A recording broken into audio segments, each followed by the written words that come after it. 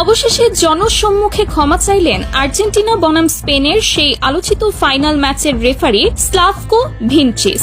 চাপের মুখে পড়ে অবশেষে স্বীকার করলেন ম্যাচ চলাকালীন কেন বারবার আর্জেন্টিনার খেলোয়াড়দের বিরুদ্ধে ফাউলের বাঁশি বাজিয়েছেন এবং কার্ড দেখিয়েছেন তিনি, এবং এর তীব্র প্রতিবাদ জানালেন ব্রাজিলিয়ান ফুটবলার নেইমার জুনিয়র। অন্যদিকে সংবাদ সম্মেলনে দাঁড়িয়ে খোদ লিওনেল মেসি জানিয়ে দিলেন কিভাবে ইচ্ছাকৃতভাবে তাদের এই ফাইনাল হারানো হয়েছে, আর কেনই বা মেসি এই টুর্নামেন্টে গোল্ডেন বুট কিংবা অন্য কোনো ব্যক্তিগত পুরস্কার পেলেন না।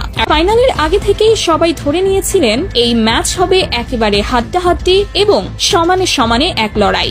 বাংলাদেশ সময় রাত 1টায় শুরু হয় এই মহা গুরুত্বপূর্ণ ফাইনাল। খেলার শুরুটাও হয়েছিল ঠিক তেমনই। আর্জেন্টিনা যথেষ্ট ভালো খেলছিল, স্পেনও নিজেদের সাধ্যমতো ভালো ফুটবল উপহার দিচ্ছিল, কিন্তু খেলার বয়স যখন 10 মিনিট পার হলো তখন থেকেই শুরু হলো এক রহস্যময় পরিবর্তন। আর্জেন্টিনা যেন হঠাৎ করেই নিজেদের স্বাভাবিক খেলার ছন্দ ভুলে গেল। একের পর এক ভুল পাস, উদ্দেশ্যহীন শট, বল কাকে দিচ্ছে কেন দিচ্ছে যেন কিছুই তারা বুঝে উঠতে পারছিল না মাঠে। অন্যদিকে স্পেনের খেলায় ছিল এক অন্যরকম সৌন্দর্য।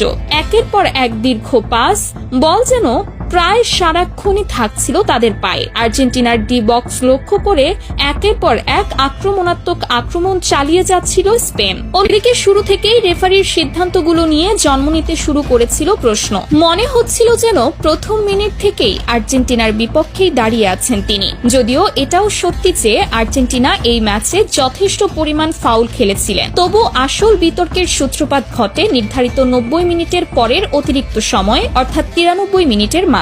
এনজো ফার্নান্ডেজের একটি সাধারণ মানের ফাউলে তাকে সরাসরি লাল কার্ড দেখিয়ে মাঠের বাইরে পাঠিয়ে দেন রেফারি স্লাভকো ভিনচিচ।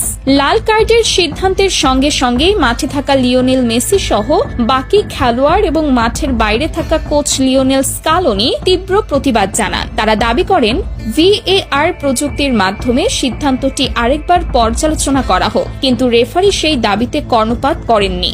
নিজের সিদ্ধান্তে অনড় থেকে লাল কার্ড প্রত্যাহার করেননি একবারের জন্য। এই মুহূর্ত থেকেই আর্জেন্টিনার খেলা আরো তলানিতে গিয়ে ঠেকে। স্পেনের মতো এত সুসংগঠিত এবং গোছানো একটি দলের বিপক্ষে মাঠে একটি খেলোয়াড় কম নিয়ে খেলাটা আর্জেন্টিনাকে ভেতর থেকে কুড়ে কুড়ে খেতে শুরু করে। ঠিক এই সুযোগেই স্পেনের ফরওয়ার্ড ফেরান তোরেস গার্সিয়ার একটি গোলে এগিয়ে যায় স্পেন।